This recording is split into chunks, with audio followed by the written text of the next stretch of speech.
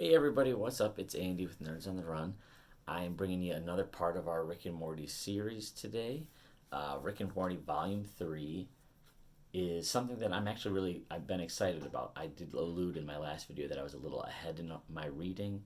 We are almost caught up to where I am in the series, but Volume 3 is really, if my remarks on my last book is that it wasn't wholly consistent, that matches this one, but in a I would say a better way. When I was saying Volume 2 wasn't consistent, I meant it as a little bit of a criticism. However, the inconsistencies here are just such that there's a lot of diversity. There's a lot of different work going on in this book, and I think it's all really good in some different ways. There are some things I'll go into a little bit that maybe are criticisms, but Volume 3, the main overarching narrative. This is one point that this trade has over Volume 2. The main thing in Volume 3 is that the overarching narrative headspace is a really solid story. Headspace is it's a three-part arc. Um, the first thing we should get to with this book is that Zach Gorman, who's been running the series up till now, is out, and replacing him is Tom Fowler. Now, originally, I was on seeing the cover of that. I was a little bit bummed because I thought Gorman really captured the characters quite well. I mentioned several times about the cadence and things like that. Fowler is not a sore replacement. I will say that. In fact, there are some things we'll get to at the end of this issue the end of this trade rather, that Fowler may even be a little bit of an upgrade. So and CJ Cannon is still the main artist on the book. So Fowler and Cannon are the new team for the main overarching narrative. And the best way I could explain this headspace, again, without going into anything besides incidental spoilers, is it's really this super kind of time spanning thriller that's sort of a kind of an Inception meets Dune sort of thing. I know that's sort of a weird mashup, but leave it to Rick and Morty to find something like that, with of course its own Rick and Morty flair in there. So it's something that really has a lot of strikes that balance that Rick and Morty has. That the stakes are not necessarily the highest per se, but the emotional beats are really solid. Actually, the humor's good, the action's good, and sort of the heartwarming part of Rick Sanchez's sort of toxic reliance upon Morty in some sad or sort of pathetic kind of way, but also they are family, and so there's something kind of sweet about it. It's a mixed bag of emotions in a good way. It has a really solid conclusion. Of course, because the canon is such that it's kind of outside the comics, or excuse me, it's outside the cartoon. It doesn't really necessarily have to adhere to much, but that is something that I really found to be a strong suit of this particular story. It has this really interesting kind of clash of different motivations, and the family dynamics among and this is, I think, a strong suit of the cartoon as well, obviously, but something they have played into several times in the comics. The family dynamics of the contention between Beth and Jerry are sort of elevated when the stakes get higher with these sorts of stories. The Summer's sort of search to assert herself and be useful to Rick and to on her own merits, I think, are all sort of, those family dynamics have a cool thread that's sort of mirrored or played out in the narrative of this particular 3-issue arc. So I think that, if anything, part of the reason I say Fowler is an upgrade is doesn't he goes beyond getting the characterization in the writing and the cadence correct, and it elevates it to a level where an understanding of the characters each and how they interplay with each other is directly tied to some of their roles in the narrative beats, which is something I could not necessarily say of Gorman's work, but that is definitely something that the original team of Justin Roiland and Dan Harmon get right every time.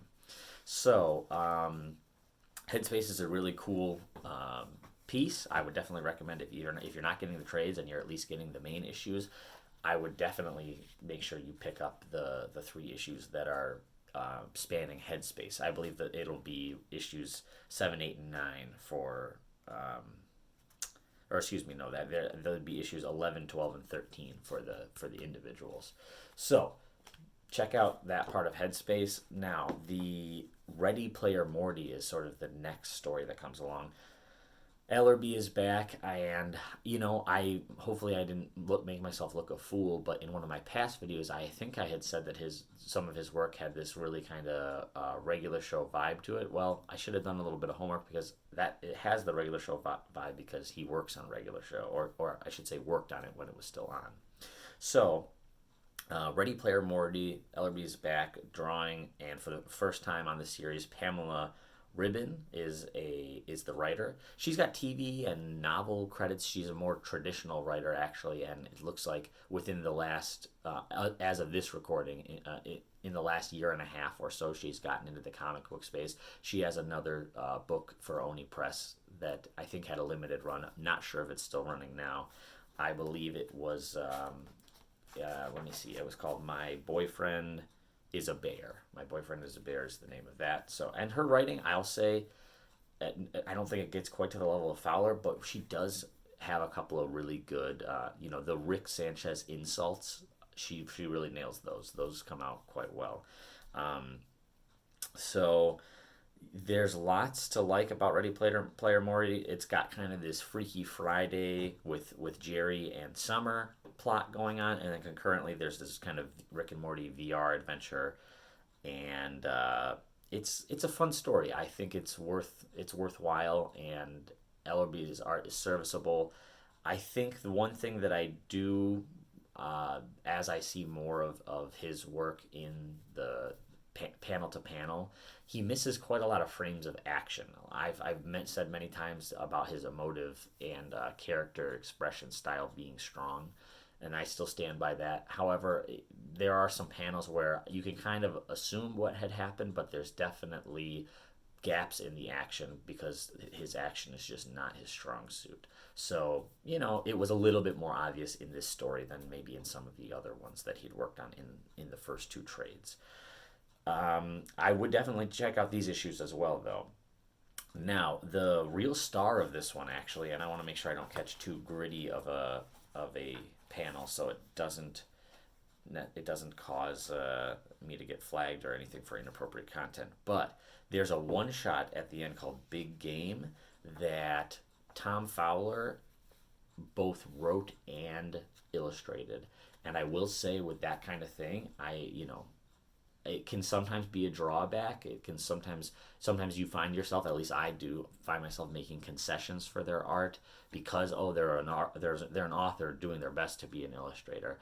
I did not find myself making any such concessions with this book. That was something that I wish I could remember the name offhand. I want to say it's Andrew something, that was the author of Spider-Man Reign, one of the famous kind of a one-shot trade or limited series, rather, that was a Spider-Man in the future, kind of Spider-Man's version of the Dark Knight Returns.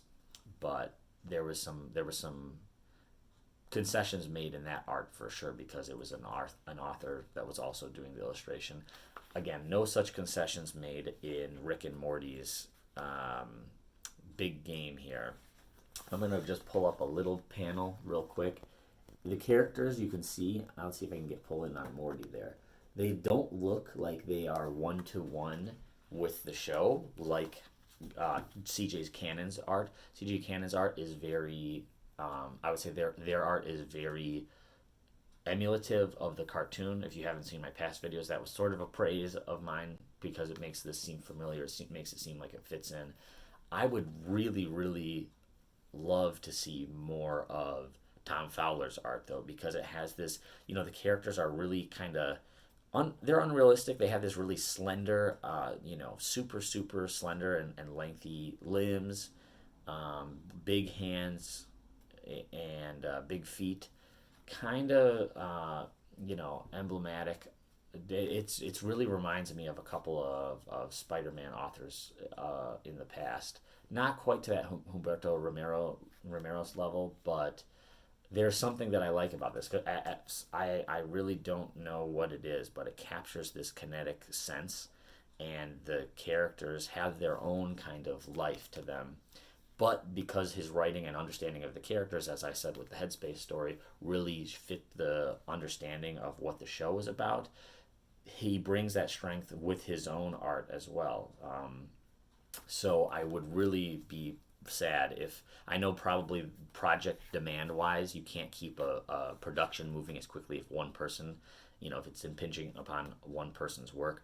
But I would be really bummed if I didn't get to see more of Tom Fowler's work as an author and illustrator on the same book.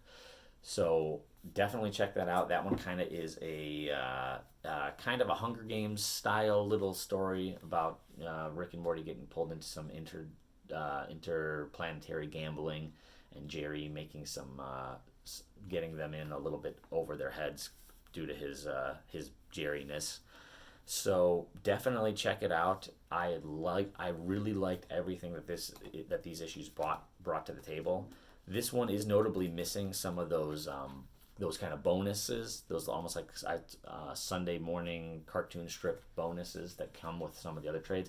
But I wasn't really missing them, if I'm honest, because while they were funny and offered something, they were there purely for the laughs, which is a lot of what this book is about for sure. But the heart and the characterization and some of the sort of thematic stuff that the characters go through really stands out in Fowler's writing, and I really like what we got instead, which was that really cool one shot with double duty from Fowler. So definitely check out this series. It's only getting stronger in my opinion, and hopefully that continues to be the case through the next several trades that I'm going to do in this series.